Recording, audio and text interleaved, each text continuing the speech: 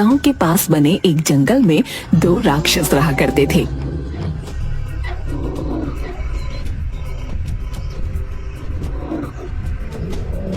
उन्हें जब भूख लगती गांव वालों का शिकार करते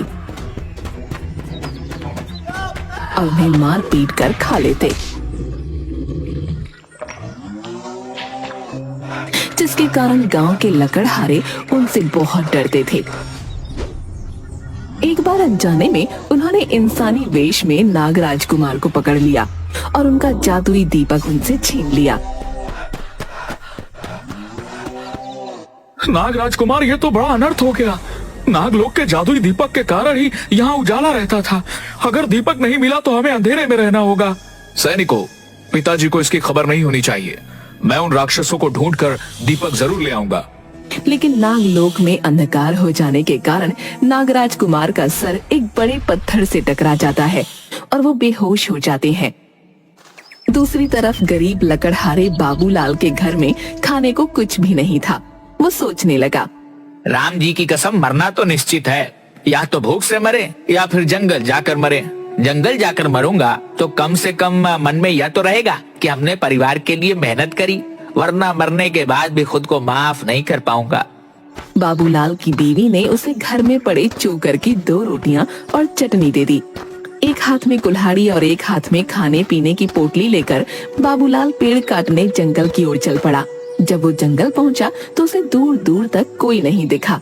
वो सोचने लगा, राम जी की कसम, कितने बड़े बड़े पेड़ लगे हैं और दूर दूर तक पंछी भी दिखाई नहीं देता है। इन राक्षसों के डर से चिड़ियों ने भी जंगल में आना छोड़ दिया है। आगे जाऊं या यहीं से लौट जाऊं? डर के मारे तो हमारी चुटिया खड़ी हो रही है। राम जी की कसम।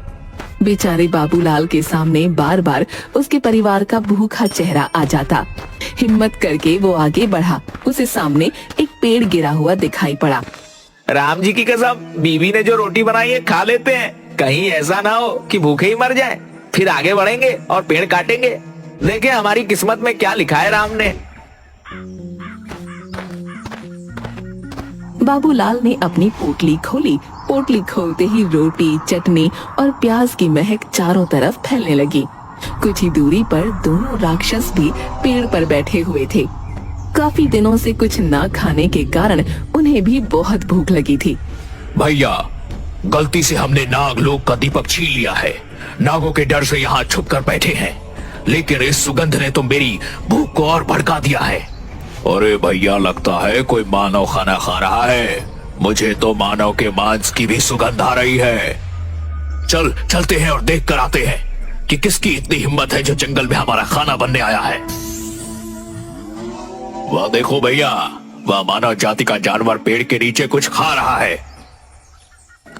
कौन हो तुम? तुम्हें डर नहीं लगता? यहाँ पर बैठकर क्या खा रहे हो? आज तो तू गया बाबूलाल। अजी, आपने भी क्या पूछ लिया? मैं गरीब क्या खाऊंगा? सूखी रोटी और चटनी, यही तो हमारी किस्मत है। राक्षसों ने मानव गोश्त के सिवा कभी कुछ नहीं खाया था। ये नई चीजों को देखकर उनके मुंह में पानी आ गया। उन्होंने बाबूलाल से कहा, बाबूलाल भाई, क्या तुम अपनी रोटी हमें दोगे? राम जी की कसम, भगवान झूठ ना बुलाए। हाथी के जैसा तो शरीर है आपका। भलाई छोटी छोटी 2 रोटियों से आपका क्या होगा? अरे भैया, अगर यह रोटी तुम हमें दे दोगे तो हम तुम्हारी जान भी बख्श देंगे और तुम आराम से लकड़ी काट कर अपने गांव वापस चले जाना। हे भगवान, क्या मुंह दिखाऊंगा गांव में जाकर? वैसे भी मेरे घर में तो बिल्कुल अंधेरा होगा और भूखे मर जाएंगे सब लोग। तो फिर कोई दिया जलाने वाला भी नहीं होगा।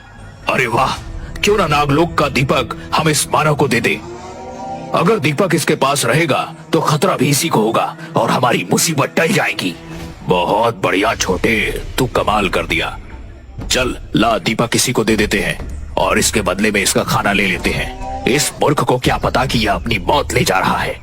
तुम्हारे घर में कभी अंधेरा नहीं होगा। मैं तुम्हें यह जादू का दीपक भी दे दूंगा। यह तुम्हारे घर में कभी अंधेरा नहीं होने देगा।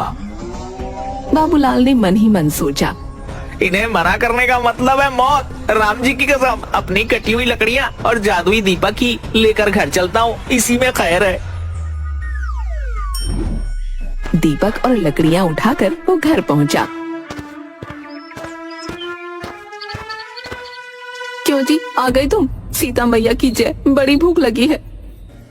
भगवान झूठ ना बुलाए, लड़कियां, अरे मेरा मतलब है लकड़ियां तो मिल गई हैं, लेकिन सुबह बिकेंगी। अभी तो ये दीपक ले जा, इसी से कलेजा ठंडा कर, और हो सके तो मुझे कुछ खिला दे। अरे दैया, तुम्हें तो 2 रोटियां और चटनी दी थी, सारी सपाचट कर दी। जय हो सीता मैया की। यहाँ मैं भूखी तुम्हारी राह देख रही हूँ और तुम खाना मांग रहे हो। अरे बावली, तुझे क्या बताऊं मेरे साथ क्या हुआ, तुझे विश्वास नहीं होगा। जा, अच्छा जा, अपने अंधेरे घर में कम से कम दीपक तो जला दे। निर्मला ने बाबूलाल के हाथ से दीपक लिया और जला दिया। दीपक जलाते ही पूरे घर में उजाला फैल गया। ऐसा लग रहा था जैसे घर में सूरज निकल आया हो। यहाँ तक कि खिड़की से बाहर निकलने वाले उजाले से गांव भी रोशनी से नहा रहा था। अरे भाई बाबूलाल, तेरे घर में इतनी रोशनी कहाँ से निकल रही है? जैसे लग रहा है पूरे गांव में सुबह हो गई। अरे बावली, जल्दी से खिड़की बंद कर। मैं किसी को कुछ नहीं बता सकता, मैं बाहर जाकर मुखिया जी से बात करके आता हूँ। बाबूलाल बाहर जाता है और राक्षसों के डर से किसी से कुछ भी नहीं कहता। भगवान झूठ ना बुलवाए मुखिया जी, ऐसी तो कोई बात नहीं है। हम गरीबों के यहाँ भला बहुत दिनों के बाद दिया जलाया है ना, इसलिए आपको लग रहा होगा मेरे घर में रोशनी है, वरना मुझे गरीब के यहाँ दिया जलता ही कहाँ है। बाबूलाल रोज शाम को अपना दिया जला लेता। धीरे धीरे जिस घर में भी कोई दावत होती या रोशनी की जरूरत होती, लोग बाबूलाल का दिया ले जाते और उसे उसके बदले में पैसे दे देते। पैसे मिलने से बाबूलाल और निर्मला का पेट भी भरने लगा। अजी सीता मैया की जय हो। मैं तो समझती थी तुम बड़े बुड़बक हो, लेकिन तुम्हारे इस दीपक ने तो हमारे घर में भी रोशनी कर दी और हमारे पेट में भी। भगवान झूठ ना बुलवाए, पगली कह तो तू सही रही है। लेकिन एक दिन शाम को जब बाबूलाल और निर्मला ने दीपक जलाया तो आकाश में परियां उड़ रही थीं। उनकी नजर धरती पर गई। उन्हें लगा जैसे धरती पर कोई तारा उतर आया हो। अरे लाली, सतरंगी, नारंगी, जरा धरती की तरफ देख। आसमान का तारा जमीन पर कैसे चमक रहा है। आज इसका राज पता करके आते हैं।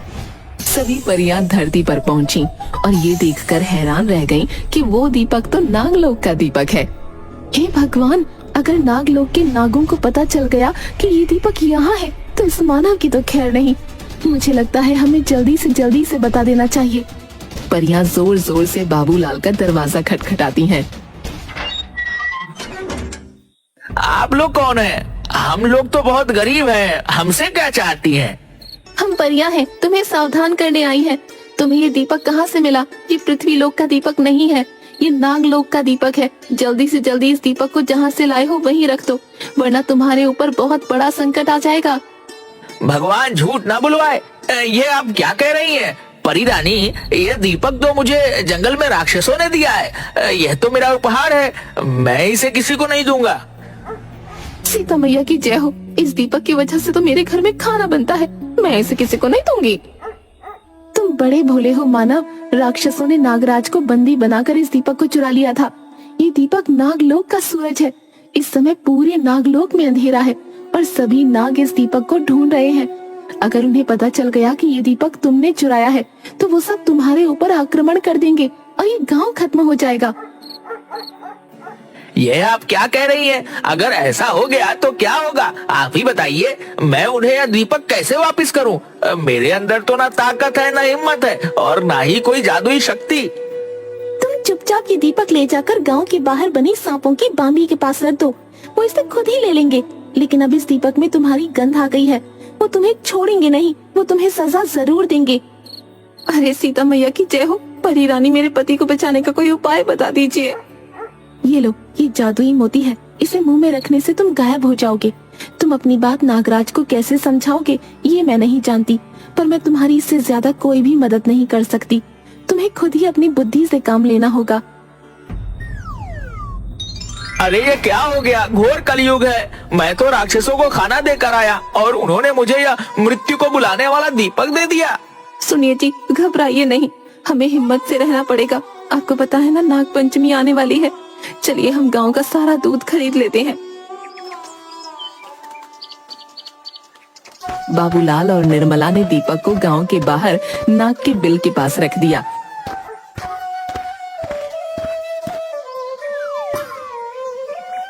और गांव का सारा दूध खरीद कर घर के अंदर छुप गए। कुछ ही देर में दीपक नागलोक के सांपों को मिल गया। हमारे दीपक को जरूर किसी मनुष्य ने छुआ है। उसके अंदर से मनुष्य की गंध आ रही है। जिसने हमारे दीपक को चुरा कर नागलोक में अंधेरा करने की कोशिश करी है, उसे हम कभी नहीं छोड़ेंगे। उसे इस घनघोर अपराध की सजा जरूर मिलेगी। सभी नाग बाबूलाल की खुशबू को सूंघते हुए उसके घर की तरफ चल पड़े।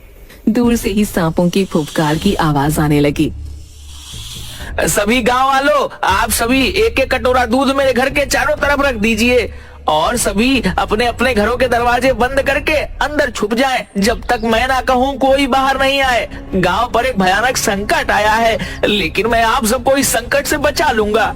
सभी गांव वाले बाबूलाल के घर के चारों तरफ दूध ही दूध रख देते हैं। निर्मला पूजा की सामग्री लेकर बाहर बैठ जाती है। जैसे ही सांप घर की तरफ आते हैं, वो कुमकुम, रोली, चंदन से उनका टीका करने लगती है और दूध का प्रसाद देती है। हम जानते हैं तुम हमारे अपराधी की पत्नी हो और उसे बचाना चाहती हो। देखो बेटी, हम तुम्हें कुछ भी नहीं करेंगे, बस तुम हमारे अपराधी को हमारे हवाले कर दो। निर्मला घर के अंदर जाकर दरवाजा बंद कर लेती है। इंसानों की पत्नियां इतनी आसानी से अपने पति को हमारे हवाले नहीं कर सकती। सैनिकों, आप सभी अपने फन से इस दरवाजे को तोड़ दीजिए। नागराज के हुक्म से सभी नाग अपने फनों को बाबूलाल के दरवाजे पर मारने लगते हैं और उनके विष से बाबूलाल का दरवाजा नीला पड़ जाता है। तभी बाबूलाल मुंह में परी का दिया हुआ मोती रखकर अदृश्य हो जाता है और बाहर निकलता है। नागराज आपकी जय हो। आप अपनी पूरी सेवा के साथ हमारे घर में आए हैं। मैं तो धन्य हो गया कि मुझ जैसे साधारण इंसान को आपके दर्शन हुए। मानो तुमने हमारे दीपक को छूकर बहुत बड़ा अपराध किया है। तुम्हें इसका दंड जरूर मिलेगा। महाराज, मैं गरीब और कमजोर लकड़हारा हूँ। लकड़ियाँ काट कर पेट पालता हूँ। भला मुझ में इतनी हिम्मत कहाँ कि आपका दीपक चुरा सकूं। मैं तो लकड़ियाँ काटने जंगल में गया था, 2 राक्षसों के पास। मैंने यह दीपक रखा हुआ देखा। ये सच कह रहा है महाराज, 2 राक्षसों से ही इसने दीपक छीना था। अगर यह सच है तो भला तुम इतने कमजोर इंसान राक्षसों से दीपक कैसे ले आए?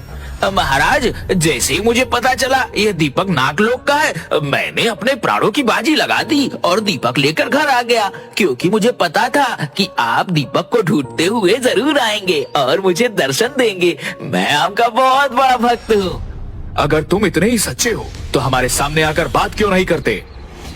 महाराज, पहले आप दूध ग्रहण कीजिए। मैं आपके सामने ही हूँ। परिया भी मेरी सच्चाई जानती थी। उन्होंने मुझे जादुई मोती दिया ताकि आपके सामने आने का साहस जुटा सकूं। बाबूलाल ने अपने मुंह से परी का दिया हुआ जादुई मोती बाहर निकाल दिया और नागराज के सामने नजर आने लगा। तुम तो सचमुच बड़े ही निर्बल दिखाई देते हो, फिर भी तुमने राक्षसों से युद्ध करके हमारा दीपक वापस ले आए। हम तुमसे बहुत खुश हैं। आज के बाद हमारे गांव के नाग इस गांव की रक्षा करेंगे। अपनी चतुराई से पूरे गांव की रक्षा की है और आज से नागलोक भी हमारा दोस्त बन गया है। इसलिए हम बाबूलाल को इस गांव का मुखिया बनाते हैं। इस तरह बाबूलाल ने अपनी बुद्धि का इस्तेमाल करके पूरे गांव की रक्षा की और बदले में नागराज से हीरे, मोती, जवाहरात का उपहार भी पाया और गांव का मुखिया भी बन गया।